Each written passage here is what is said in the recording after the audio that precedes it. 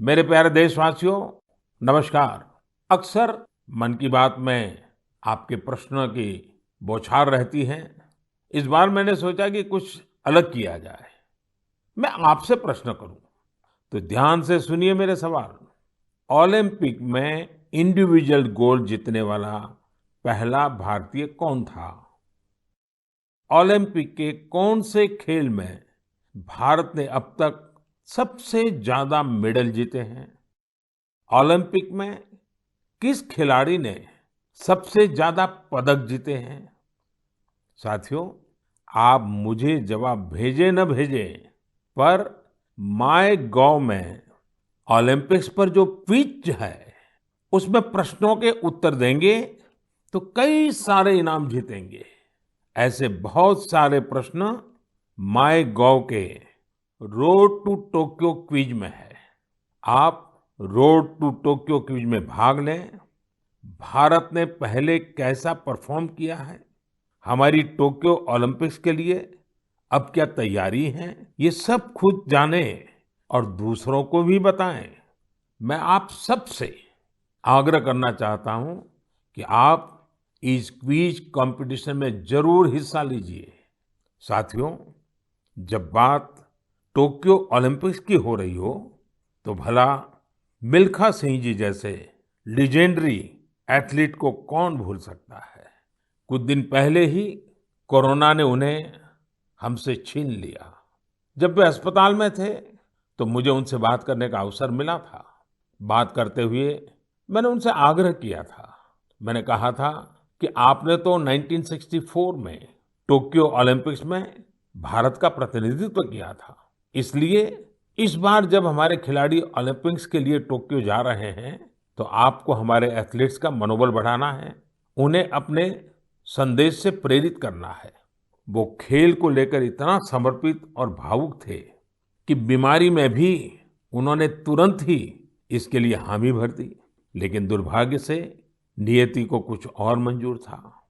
मुझे आज भी याद है, 2014 में वो सूरत आए थे। हम लोगों ने एक नाइट मैराथन का उद्घाटन किया था।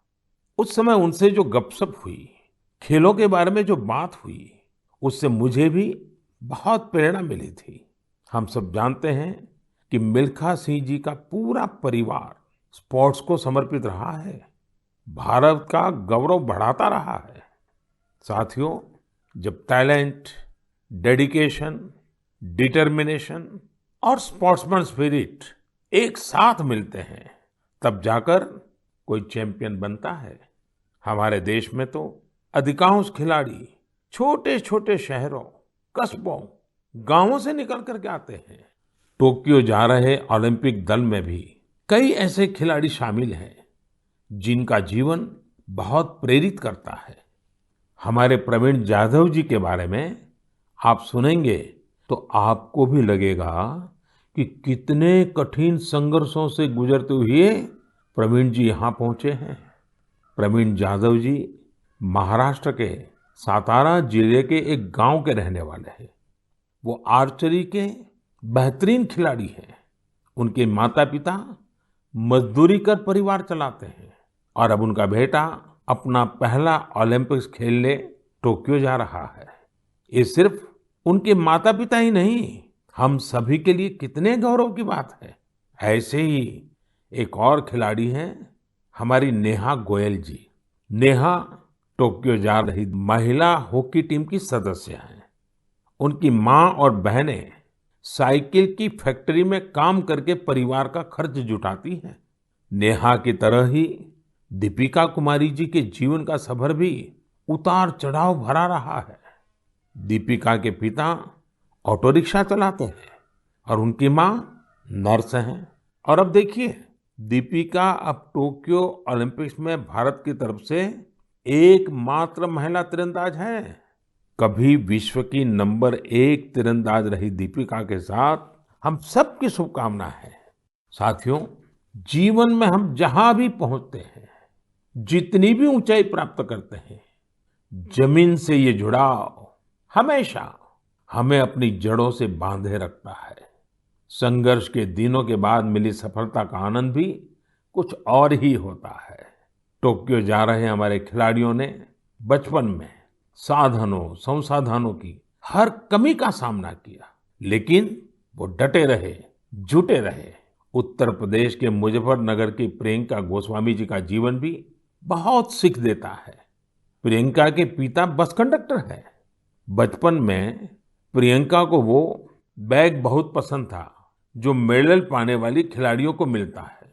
इसी आकर्षण में उन्होंने पहली बार रेस वॉकिंग प्रतियोगिता में हिस्सा लिया था। अब आज वो इसकी बड़ी चैंपियन है। जावलिन थ्रो में भाग लेने वाले शिवपाल सिंह जी बनारस के रहने वाले हैं। शिवपाल जी का तो पूरा परिवार ही इस खेल से जुड़ा हुआ है। इनके पिता, चाचा और भाई सभी भाला फेंकने में एक्सपर्ट हैं। परिवार की यही परंपरा उनके लिए टोक्यो ओलंपिक्स में काम आने वाली है। टोक्यो ओलंपिक के लिए जा रहे हैं चिराग शेट्टी और उनके पार्टनर सात्विक साईराज का हौसला भी प्रेरित करने वाला है। हाल ही में चिराग के नाना जी का कोरोना से निधन हो गया था। सात्विक भी खुद पिछले साल कोरोना पॉजिटिव हो गए थे, लेकिन इन मुश्किलों के बाद भी ये दोनों मेंस डबल शटल कंपटीशन में अपना सर्वश्रेष्ठ देने की तैयारी में जुटे हैं। एक और खिलाड़ी से मैं आपका परिचय कराना चाहूंगा। यह है हरियाणा के भिवानी के मनीष कौशिक जी।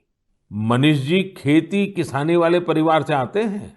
बचपन में खेतों में काम करते करते मनीष को बॉक्सिंग का शौक हो गया था। आज ये शौक उन्हें टोक्यो ले जा रहा है। एक और खिलाड़ी हैं सीए भवानी देवी जी। नाम भवानी है और ये तलवारबाजी में एक्सपर्ट है।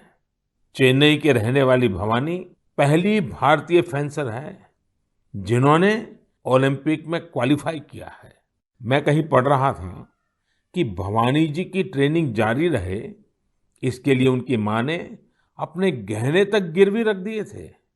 साथियों, ऐसे तो अनगिनत नाम है, लेकिन मन की बात में मैं आज कुछ ही नामों का जिक्र कर पाया हूं। टोक्यो जा रहे हर खिलाड़ी का अपना संघर्ष रहा है, बरसों की मेहनत रही है। वो सिर्फ अपने लिए ही नहीं जा रहे, बल्कि देश के लिए जा रहे हैं। इन खिलाड़ियों को भारत का गौरव भी बढ़ाना है और लोगों का दिल भी जीतना है। और इसलिए मेरे देशवासियों, मैं आपको भी एक सलाह देना चाहता हूं। हमें जाने अनजाने में भी हमारे इन खिलाड़ियों पर दबाव नहीं बनाना है, बल्कि खुले मन से इनका साथ देना है। हर खिलाड़ी का उत्साह बढ़ाना है। सोशल मीडिया पर आप हैशटैग चीयर फॉर इंडिया के साथ अपने इन खिलाड़ियों को शुभकामनाएं दे सकते हैं।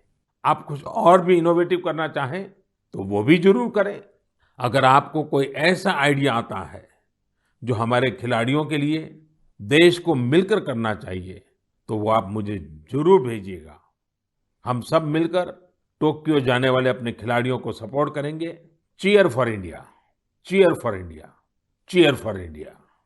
मेरे प्यारे देशवासियों, कोरोना के खिलाफ हम देशवासियों की लड़ाई जारी है, लेकिन इस लड़ाई में हम सब साथ मिलकर कई असाधारण मुकाम भी हासिल कर रहे हैं। अभी कुछ दिन पहले ही हमारे देश ने एक अभूतपूर्व काम किया है। 21 जून को वैक्सीन अभियान के अगले चरण की शुरुआत हुई और उसी दिन देश ने 86 लाख से ज्यादा लोगों को मुफ्त वैक्सीन लगाने का रिकॉर्ड भी बना दिया, और वो भी एक दिन में। इतनी बड़ी संख्या में भारत सरकार की तरफ से मुफ्त वैक्सीनेशन, और वो भी एक दिन में, स्वाभाविक है इसकी चर्चा भी खूब हुई है। साथियों, एक साल पहले सबके सामने सवाल था कि वैक्सीन कब आएगी। आज हम एक दिन में लाखों लोगों को मेड इन इंडिया वैक्सीन मुफ्त में लगा रहे हैं, और यही तो नए भारत की ताकत है। साथियों, वैक्सीन की सेफ्टी देश के हर नागरिक को मिले, हमें लगातार प्रयास करते रहना है। कई जगहों पर वैक्सीन हेजिटेंसी को खत्म करने के लिए कई संगठन, सिविल सोसाइटी के लोग आगे आए हैं और सब मिलकर के बहुत अच्छा काम कर रहे हैं। चलिए हम भी आज एक गांव में चलते हैं और उन्हीं लोगों से बात करते हैं वैक्सीन के बारे में। मध्य प्रदेश के बैतूल जिले के डुलारिया गांव चलते हैं। हेलो। नमस्कार। नमस्ते जी। मेरा नाम राजेश हिरावे, ग्राम पंचायत डुलारिया, भीमपुर ब्लॉक।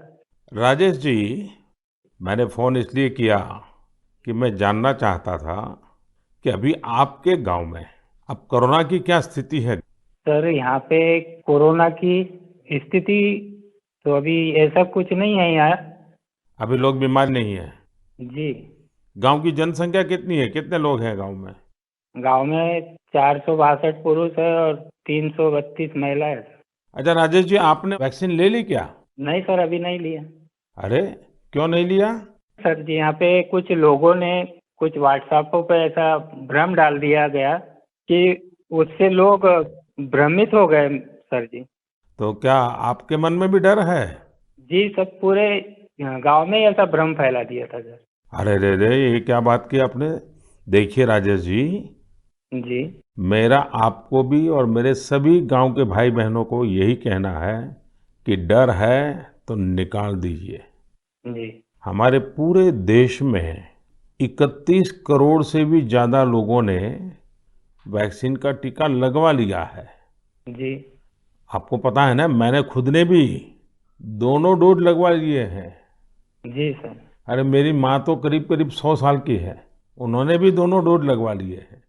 कभी कभी किसी को इससे बुखार वगैरह आता है, पर वो बहुत मामूली होता है, कुछ घंटों के लिए ही होता है। देखिए, वैक्सीन नहीं लेना बहुत खतरनाक हो सकता है। जी। इससे आप खुद को तो खतरे में डालते ही हैं, साथ ही में परिवार और गांव को भी खतरे में डाल सकते हैं। जी। और राजेश जी, इसलिए जितना जल्दी हो सके वैक्सीन लगवा लीजिए और गांव में सबको बताइए कि भारत सरकार की तरफ से मुफ्त वैक्सीन दी जा रही है और 18 वर्ष से ऊपर के सभी लोगों के लिए ये मुफ्त वैक्सीनेशन है। जी। जी। तो ये आप भी गांव में लोगों को बताइए, और गांव में ये डर का तो माहौल का कोई कारण ही नहीं है। कारण यही सर, कुछ लोगों ने ऐसी गलत अफवाह फैला दी जिससे लोग बहुत ही भयभीत हो गए। उसका उदाहरण देते, जैसा उस वैक्सीन को लगाने से बुखार आना, बुखार से और बीमारी फैल जाना, मतलब आदमी की मौत हो जाना, यहाँ तक के वो अफवाह फैला। हो। देखिए, आज तो इतने रेडियो, इतने टीवी, इतनी सारी खबरें मिलती हैं, और इसलिए लोगों को समझाना बहुत सरल हो जाता है। और देखिए, मैं आपको बताऊं, भारत के अनेक गांव ऐसे हैं जहां सभी लोग वैक्सीन लगवा चुके हैं, यानी गांव के 100% लोग। जैसे मैं आपको एक उदाहरण देता हूं। जी। कश्मीर में बांदीपुरा जिला है। इस बांदीपुरा जिले में एक व्यवन गांव के लोगों ने मिलकर 100%, 100% वैक्सीन का लक्ष्य बनाया और उसे पूरा भी कर दिया। आज कश्मीर के इस गांव के 18 साल से ऊपर के सभी लोग टीका लगवा चुके हैं। नागालैंड के भी 3 गांवों के बारे में मुझे पता चला कि वहां भी सभी लोगों ने 100%, 100% टीका लगवा लिया है। जी। जी। राजेश जी, आपको भी अपने गांव, अपने आसपास के गांव में ये बात पहुंचानी चाहिए। और आप भी जैसे कहते हैं, ये भ्रम है, बस ये भ्रम ही है। जी। जी। तो भ्रम का जवाब यही है कि आपको खुद को टीका लगा करके समझाना पड़ेगा सबको। करेंगे ना आप। जी सर। पक्का करेंगे।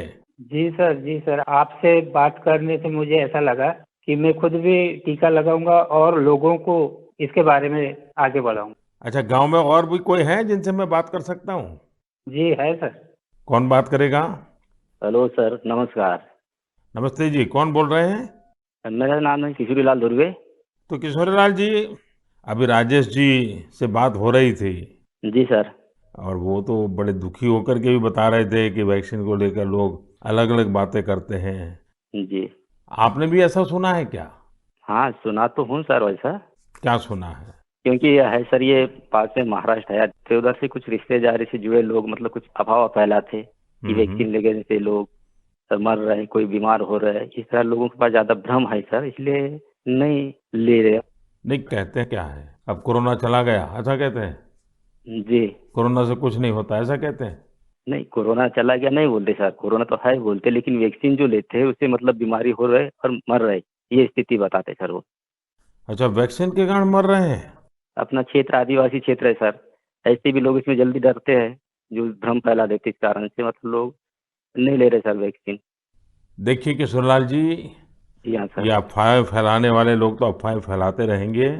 जी। हमें तो जिंदगी बचानी है, अपने गांव वालों को बचाना है, अपने देशवासियों को बचाना है। और ये अगर कोई कहता है कि कोरोना चला गया, तो ये भ्रम में मत रहिए। जी। ये बीमारी ऐसी है, ये बहुरूपिये वाली है। जी सर। वो रूप बदलती है, नए नए रंग रूप करके पहुंच जाती है। जी। और उसमें बचने के लिए हमारे पास दो रास्ते हैं।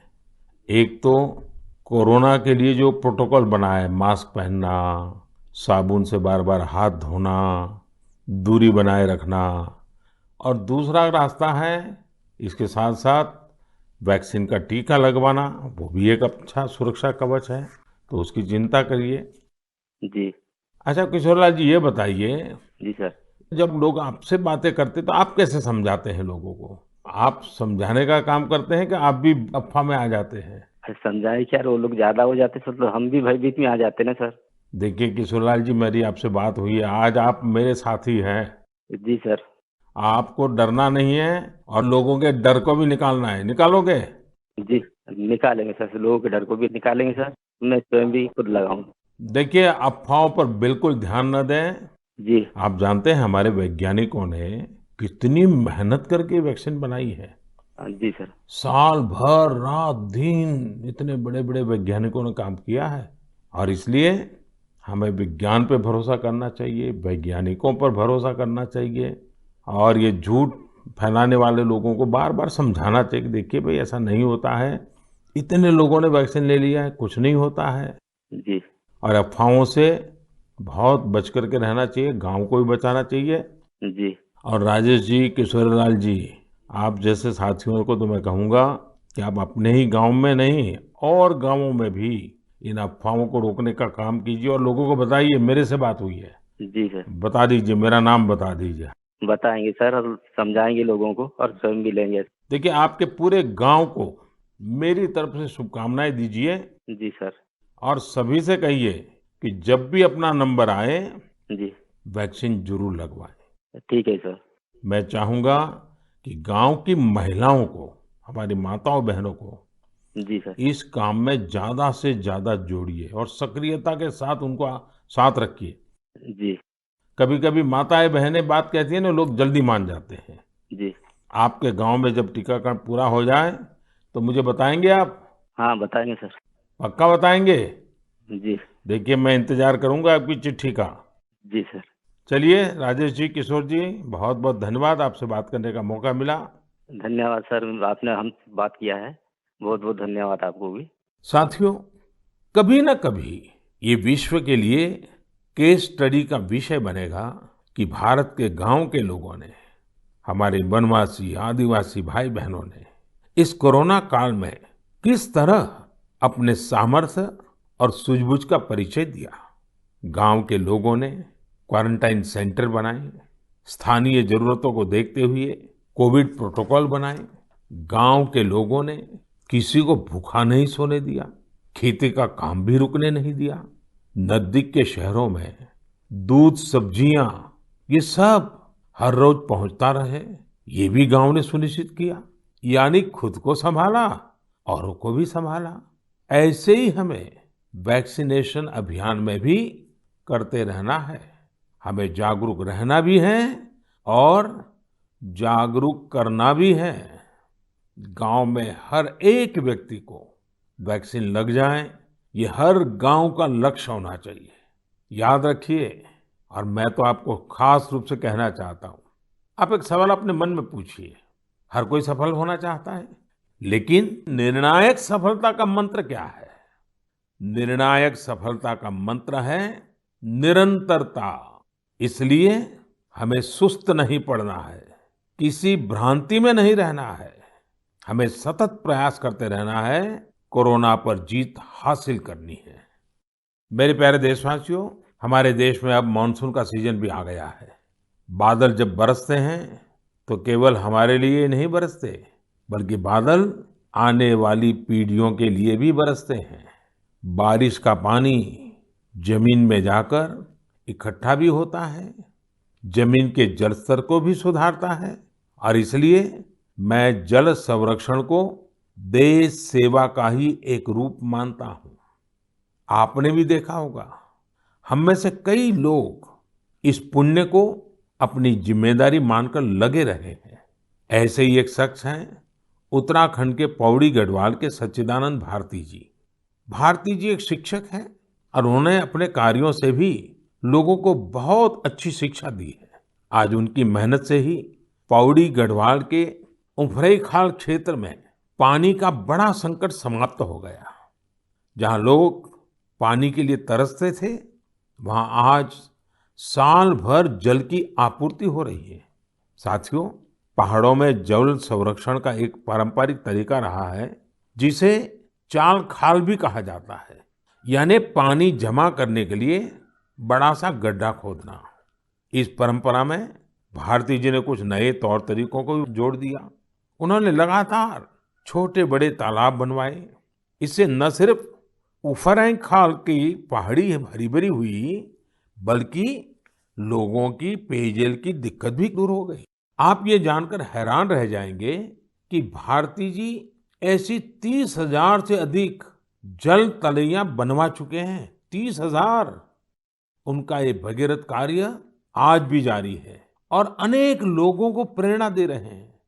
साथियों, इसी तरह यूपी के बांदा जिले में अंधाव गांव के लोगों ने भी एक अलग ही तरह का प्रयास किया है। उन्होंने अपने अभियान को बड़ा ही दिलचस्प नाम दिया है, खेत का पानी खेत में, गांव का पानी गांव में।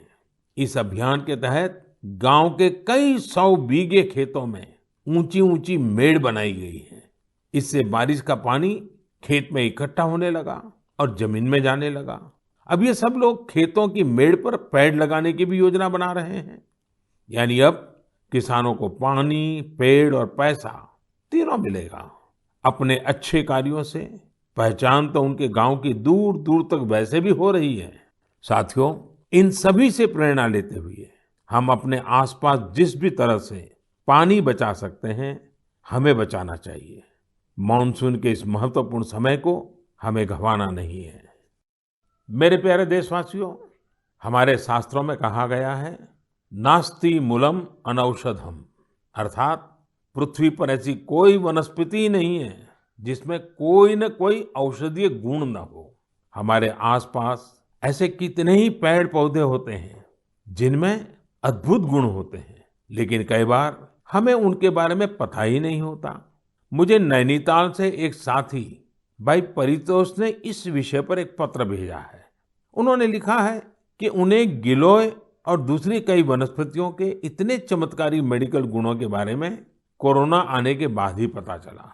परितोष ने मुझे आग्रह भी किया है कि मैं मन की बात के सभी श्रोताओं से कहूं कि आप अपने आसपास की वनस्पतियों के बारे में जानिए और दूसरों को भी बताइए। वास्तव में ये तो हमारी सदियों पुरानी विरासत है, जिसे हमें ही संजोना है। इसी दिशा में मध्य प्रदेश के सतना के एक साथी हैं श्रीमान रामलोटन कुशवाहा जी।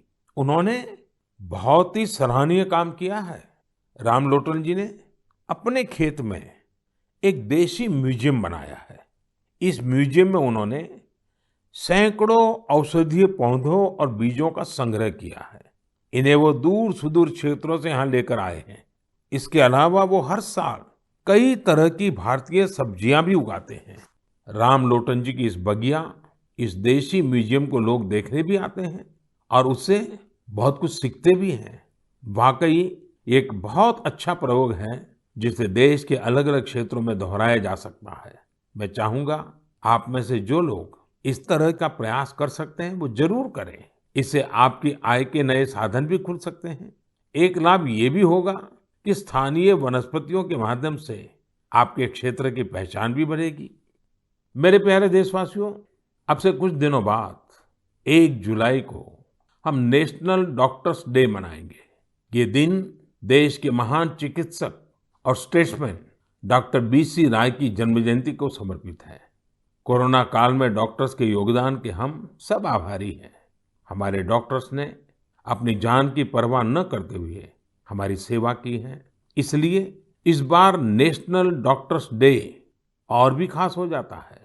साथियों, मेडिसिन की दुनिया के सबसे सम्मानित लोगों में से एक हिप्पोक्रेट्स ने कहा था, "Wherever the art of medicine is loved, there is also a love of humanity." यानी जहां आर्ट ऑफ मेडिसिन के लिए प्रेम होता है, वहां मानवता के लिए भी प्रेम होता है। डॉक्टर्स इसी प्रेम की शक्ति से ही हमारी सेवा कर पाते हैं। इसलिए हमारा ये दायित्व है कि हम उतने ही प्रेम से उनका धन्यवाद करें, उनका हौसला बढ़ाएं। वैसे हमारे देश में कई लोग ऐसे भी हैं जो डॉक्टर्स की मदद के लिए आगे बढ़कर काम करते हैं। श्रीनगर से एक ऐसे ही प्रयास के बारे में मुझे पता चला। यहाँ डल झील में एक बोट एम्बुलेंस सर्विस की शुरुआत की गई। इस सेवा को श्रीनगर के तारिक अहमद पटलू जी ने शुरू किया, जो एक हाउस बोट ओनर है। उन्होंने खुद भी कोविड-19 से जंग लड़ी है और इसी से उन्हें एम्बुलेंस सर्विस शुरू करने के लिए प्रेरित किया। उनकी इस एम्बुलेंस से लोगों को जागरूक करने का अभियान भी चल रहा है। वो लगातार एम्बुलेंस से अनाउंसमेंट भी कर रहे हैं। कोशिश यही है कि लोग मास्क पहनने से लेकर दूसरी हर जरूरी सावधानी बरतें। साथियों, डॉक्टर्स डे के साथ ही 1 जुलाई को चार्टर्ड अकाउंटेंट्स डे भी मनाया जाता है। मैंने कुछ वर्ष पहले देश के चार्टर्ड अकाउंटेंट्स से ग्लोबल लेवल की भारतीय ऑडिट फर्म्स का उपहार मांगा था। आज मैं उन्हें इसकी याद दिलाना चाहता हूँ। अर्थव्यवस्था में पारदर्शिता लाने के लिए चार्टर्ड अकाउंटेंट्स बहुत अच्छी और सकारात्मक भूमिका निभा सकते हैं। मैं सभी चार्टर्ड अकाउंटेंट्स, उनके परिवार के सदस्यों को अपनी शुभकामनाएं देता हूँ। मेरे प्यारे देशवासियों, कोरोना के खिलाफ भारत की लड़ाई की एक बड़ी विशेषता है। इस लड़ाई में देश के हर व्यक्ति ने अपनी भूमिका निभाई है। मैंने मन की बात में अक्सर इसका जिक्र किया है, लेकिन कुछ लोगों को शिकायत भी रहती है कि उनके बारे में उतनी बात नहीं हो पाती है। अनेक लोग, चाहे बैंक स्टाफ हो, टीचर्स हो, छोटे व्यापारी या दुकानदार हो, दुकानों में काम करने वाले लोग हों, रेहड़ी पटरी वाले भाई बहन हो, सिक्योरिटी वॉचमैन या फिर पोस्टमैन और पोस्ट ऑफिस के कर्मचारी, दरअसल यह लिस्ट बहुत ही लंबी है और हर किसी ने अपनी भूमिका निभाई है। शासन प्रशासन में भी कितने ही लोग अलग अलग स्तर पर जुटे रहे हैं। साथियों, आपने संभवतः भारत सरकार में सचिव रहे गुरुप्रसाद महापात्र जी का नाम सुना होगा। मैं आज मन की बात में उनका जिक्र भी करना चाहता हूँ। गुरुप्रसाद जी को कोरोना हो गया था। वो अस्पताल में भर्ती थे और अपना कर्तव्य भी निभा रहे थे। देश में ऑक्सीजन का उत्पादन बढ़े, दूर सुदूर इलाकों तक ऑक्सीजन पहुंचे, इसके लिए उन्होंने दिन रात काम किया। एक तरफ कोर्ट कचहरी का चक्कर, मीडिया का प्रेशर, एक साथ कई मोर्चों पर वो लड़ते रहे। बीमारी के दौरान उन्होंने काम करना बंद नहीं किया। मना करने के बाद भी वो जीत करके ऑक्सीजन पर होने वाली वीडियो कॉन्फ्रेंस में भी शामिल हो जाते थे। देशवासियों की इतनी चिंता थी उन्हें, वो अस्पताल के बेड पर खुद की परवाह किए बिना देश के लोगों तक ऑक्सीजन पहुंचाने के लिए इंतजाम में जुटे रहे। हम सबके लिए दुखद है कि इस कर्मयोगी को भी देश ने खो दिया है। कोरोना ने उन्हें हमसे छीन लिया है। ऐसे अनगिनत लोग हैं जिनकी चर्चा कभी हो नहीं पाई। ऐसे हर व्यक्ति को हमारी श्रद्धांजलि यही होगी कि हम कोविड प्रोटोकॉल का पूरी तरह पालन करें, वैक्सीन जरूर लगवाएं। मेरे प्यारे देशवासियों, मन की बात की सबसे अच्छी बात यह है कि इसमें मुझसे ज्यादा आप सबका योगदान रहता है। अभी मैंने माय गॉव में एक पोस्ट देखी जो चेन्नई के थिरु आर गुरुप्रसाद जी की है। उन्होंने जो लिखा है वो जानकर आपको भी अच्छा लगेगा। उन्होंने लिखा है कि वो मन की बात प्रोग्राम के रेगुलर लिसनर है। गुरुप्रसाद जी की पोस्ट से अब मैं कुछ पंक्तियां कोट कर रहा हूं। उन्होंने लिखा है, जब भी आप तमिलनाडु के बारे में बात करते हैं तो मेरा इंटरेस्ट और भी बढ़ जाता है। आपने तमिल भाषा और तमिल संस्कृति की महानता, तमिल त्योहारों और तमिलनाडु के प्रमुख स्थानों की चर्चा की है। गुरु प्रसाद जी आगे लिखते हैं कि मन की बात में मैंने तमिलनाडु के लोगों की उपलब्धियों के बारे में भी कई बार बताया है। थिरुकुरल के प्रति आपके प्यार और थिरुवल्लुवर जी के प्रति आपके आदर का तो कहना ही क्या।